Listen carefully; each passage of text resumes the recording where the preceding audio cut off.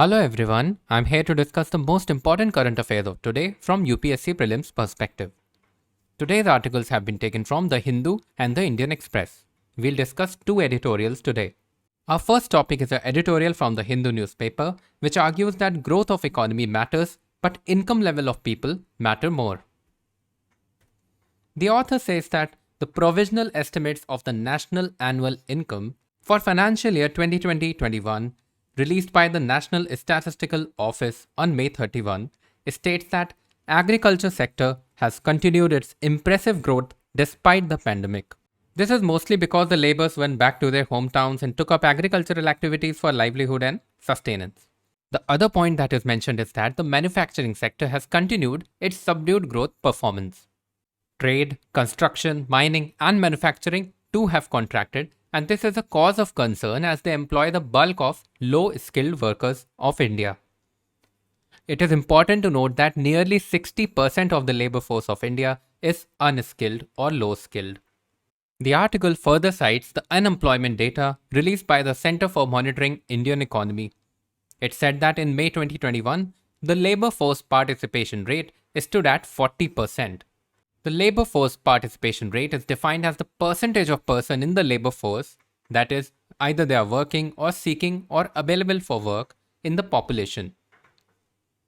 The unemployment rate stood at 11.9% from the 8% that it was in April. Also, the Business Confidence Index BCI by FICCI plummeted to 51.5 from 74.2 previously. The manufacturing PMI too slipped to a 10-month low. Note that the Purchasing Managers Index or the PMI is a survey-based measure. It is measured on a scale of 0 to 100 for business activities as well as service sectors. If the PMI is less than 50%, it shows that the manufacturing sector is contracting. If it is equal to 50%, it shows no change, and if it is greater than 50%, it shows that the sector is expanding. Note that the manufacturing PMI is released by IHS Markit for 40 economies across the world. This index is released in the beginning of every month. So on the thumbnail of the video, I put up a question whether India is a demand-driven or a supply-driven economy. So the answer is that India is a demand-driven economy. If you look at the formula of GDP, it is C, that is consumption, plus I, investment, plus G, government spending, plus net exports. And if you look at this graph as per the NSO, private consumption forms nearly 60% of the GDP and it is gradually falling. You can have a look at this graph and see how the private consumption is falling. So the author argues that our economy is basically demand driven, but most of the schemes like PM Swanidhi, ECLGS scheme, etc. provided by the government in the wake of the pandemic are mostly supply side and not demand side, and most of them do not provide any immediate relief but are recipes for a long run.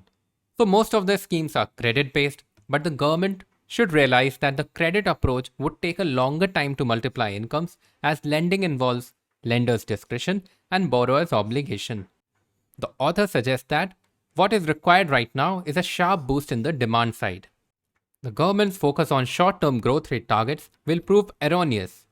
Income levels right now should be augmented. The author suggests that government should work towards increasing employment rates and invest in schemes such as Manrega. Also, we have seen in the previous editorial discussions that how levying a wealth tax and at the same time decreasing the share in fuel prices by the central government will increase the income available with the people for other goods and services, and hence demand will be boosted. The next article is from the economy section. It says that NIPL will extend Bhim UPI payments to Bhutan. So the international arm of NPCI, that is NPCI International Payments Limited NIPL, will expand the UPI payment system to Bhutan. NIPL was established to expand the real-time payment system, UPI, and card payment network RuPay in other countries. UPI and RuPay have already marked its presence in Singapore and UAE. Now let us have a look at NPCI. So the National Payments Corporation of India NPCI was established under the Payments and Settlements Act 2007. It serves as an umbrella body for the operation of retail payment in India. This organization was established by the RBI along with the Indian Banks Association IBA. NPCI was incorporated in December 2008. Our last topic is an editorial which says that the new IT minister should focus on the new digital governance framework, but internet penetration, data security, and policy transparency should be the guiding lights in any policy framework that is laid down. The authors mentioned that, as per the TRAI, that is the Telecom Regulatory Authority of India's report dated December 2020, only 35% of the rural India has access to internet. In February 2021, in a parliamentary discussion, it was made known that nearly 37,439 villages of India do not have access to telecom services. The period between 2019 and 2021 saw internet shutdowns 374 times by the states, causing a $2.4 billion loss. The article mentions that the Supreme Court judgment in 𝗃𝗏𝗃 vs. Union of India said that the states should issue a publication before shutting down the internet, but there is gross non-compliance on the part of the states regarding this judgment.